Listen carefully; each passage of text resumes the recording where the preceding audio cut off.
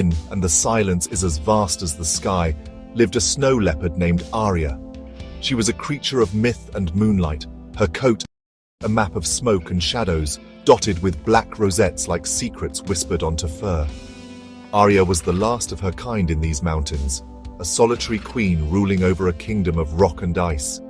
The villagers below spoke of her in hushed tones, a mix of reverence and fear. They called her the Ghost of the Peaks, a spirit who walked on padded paws, leaving no trace but the occasional print in the snow, a silent testament to a world that was vanishing. She was wildness made real, a fierce and beautiful heart beating against the cold. Among the villagers was a boy named Rinzin. He did not fear Arya. He admired her. From his small stone house, he would watch the high ridges with a pair of old binoculars, hoping for a glimpse of her silver-grey form. He felt a connection to her, a deep, unspoken understanding. Rinzin saw not a monster, but a survivor.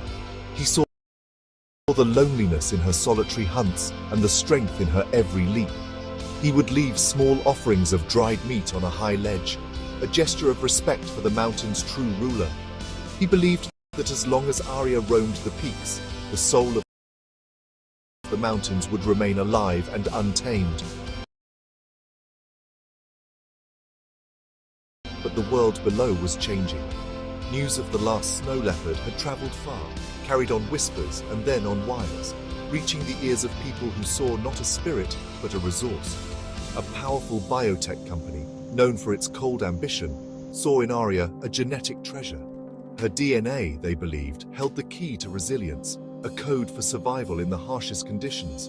They did not see the glint of life in her pale eyes or the poetry in her silent tread. They saw only data, a blueprint to be unlocked and exploited for human gain, a prize to be claimed from the wild. One winter, harsher than any before, left Arya weak and desperate. The ibex were scarce, and the snows were deep and unforgiving. It was then that the hunters moved. They did not use guns, but traps and nets, quietly.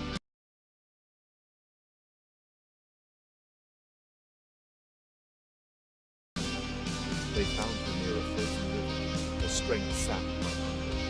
The fight was brief but fierce, a flurry of beauty, desperate rage against the cold efficiency. They sedated her, and as the world faded to black, Arya's last sight was of the snow-covered peaks of her home, shrinking into the distance as a helicopter lifted her away from everything she had ever known.